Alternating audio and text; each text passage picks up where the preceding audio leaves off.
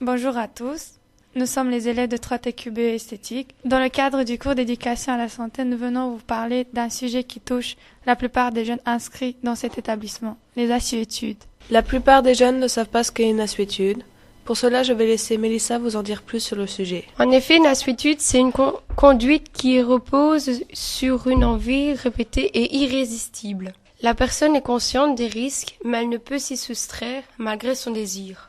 Nous allons parler d'une assuétude en particulier, le tabac.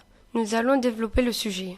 Qu'y a-t-il dans une cigarette ? Il y a évidemment un filtre et du tabac, mais pas que. On y retrouve des substances nocives telles que la nicotine, le goudron et l'oxyde de carbone. Voici quelques renseignements sur la nicotine.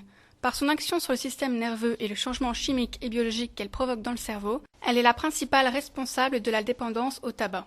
La nicotine engendre des effets désagréables.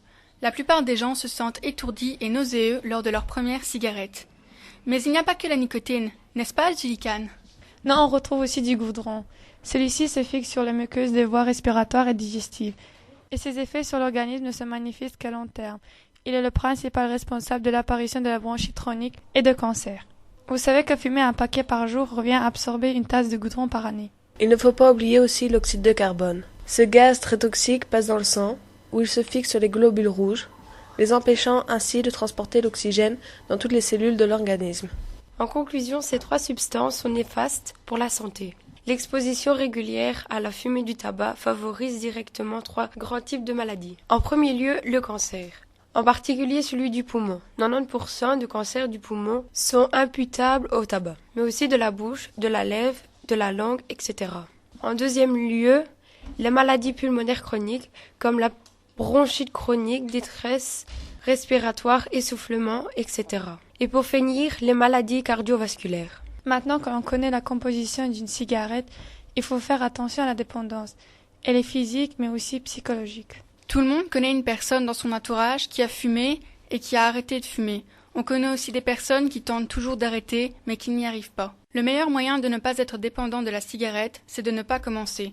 Si vous fumez, faites attention à votre consommation. Si celle-ci augmente, demandez-vous si vous êtes capable d'arrêter au moins 48 heures. Si la réponse est non, vous êtes dépendant à la cigarette. Pour vous aider à arrêter de fumer, il existe des solutions vendues en pharmacie ou alors vous pouvez consulter votre médecin. Cette chronique touche à sa fin.